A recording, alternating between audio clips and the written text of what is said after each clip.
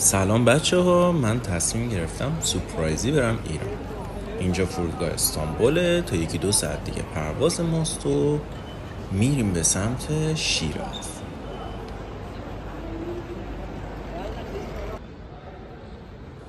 خب اینم هواپیمامون که اینجا منتظره و ما میخوایم سوار شیم.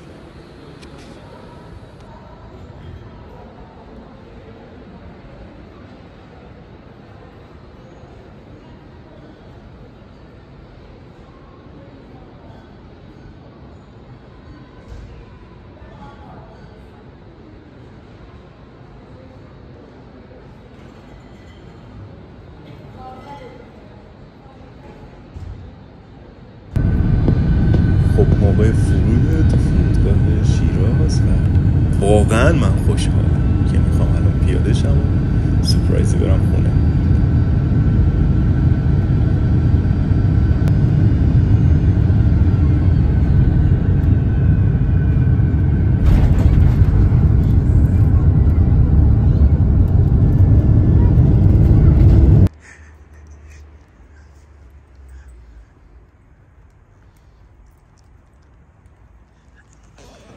خب اینجا در خونه ایم و بهزادم جلو آیفون تصویری رو گرفته پسر داریم که ما بریم بالا. برنا هم دوستم داره فیلم میگیره.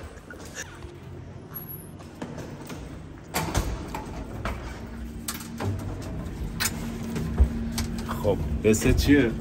شما؟ از خودم قصه چیه؟ حس خیلی خوب. بریم ببینیم چی میشه. واکنش خیلی عجیبه. خیلی عجیبه. بعد از یک سال سورپرایزی اومدیم و حالا مامانم خوبه دیگه خون بچه ها تیپت هم عالیه. دم دیگه کمربند یکم کج شد. من رفتم.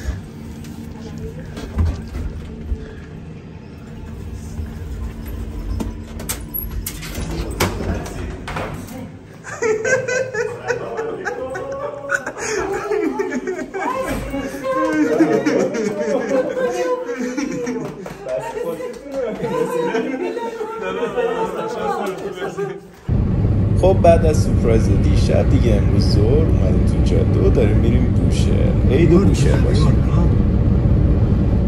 آره یورد قشقایی هست. خب این سفره شامیه که عمم تدارک دیده، کلی هم زحمت کشیدم. خب شامو خوردیم و نشستیم دور هم و عمم و عموم و بابام هم راجع به خاطرات کودکی و خونه مادر بزرگ و این چیزا دارن تعریف میکنن. خب سلام دوستان، روز دوم حضور من توی ایرانه. روز اول خیلی خسته بودم، یه سری فیلم ها گرفتم خودم توش نبودم. الان بوشهرم و دارم میرم که کلی بگردم و براتونم فیلم میزنم که کجاها میرم و کیا رو میبینم و چی کارا میکنیم و لحظه لحظه باهامیم. اینجا به خاطر حضور من رفتیم با دوران جمع شدیم. خب سال تحویل شد، سال نوتون مبارک. ساعت 6:30 صبح بود سال تحویل. بعدش هم همه کله پاچه خوردیم توی حیاط. خب میدونم ما هم دوست داریم، همه دوست دارم. خانمت زبون دادی بریم ما اصلا هیچ دارم. من زبون نمیدونم خانم کجا. بعد از ظهر شده تصمیم گرفتم با دوستان بریم بیرون یه کافه بشینیم. نه اولین نفر شما. کیوان دیدم و شما. کیوان بوشهر. کیوان بوشهر. تا بگم بیاد.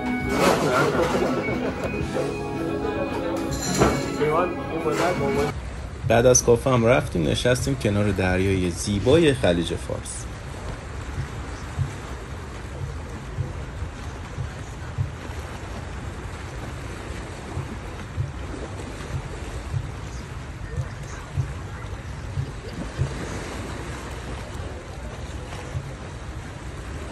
اینجا هم یه کافی شاپ به اسم پینک که خیلی خوش ذوق طراحی شده بود.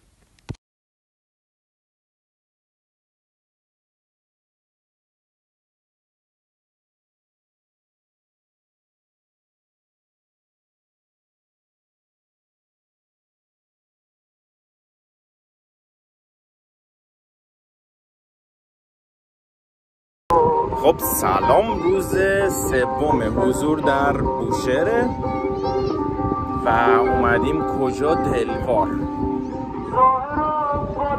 اینجا دلواره، پشتم میبینید نوشته دلوار.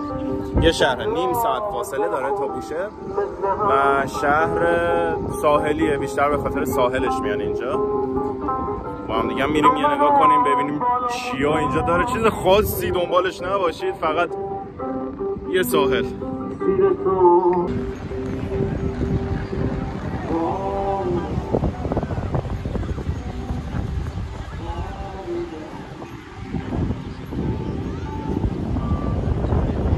اینجا هم یه کافی شاپ دیگه که به دعوت پسر خالم اومدم اینجا.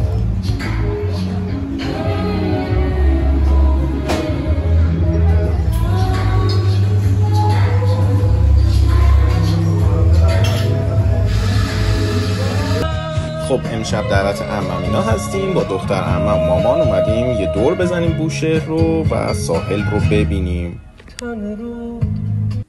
اینم که چرخ و فلک معروف بوشهره.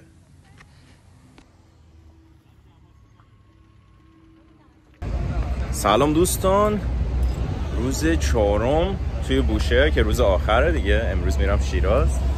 هوا هم که ابری و اینجا هم که دریای بوشهر و یه کافه خیلی توپ که سری قبلی هم رفتم دوباره میخوام برم چون پنجرهش واقعا رو به دریاست و این تم سنتی قدیمی بوشهری هم داره که من خیلی دوست دارم. این سری با مامان بابا میخوام برم اونجا دیگه، بریم این قهوه هم بخوریم و بعدش حرکت کنیم به سمت شیراز. از دریا هم الان براتون فیلم میگیرم میذارم.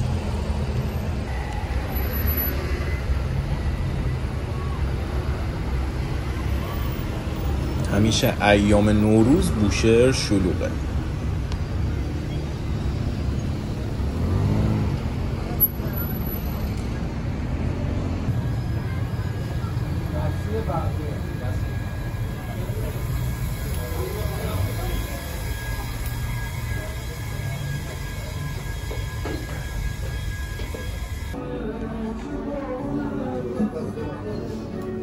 سلام.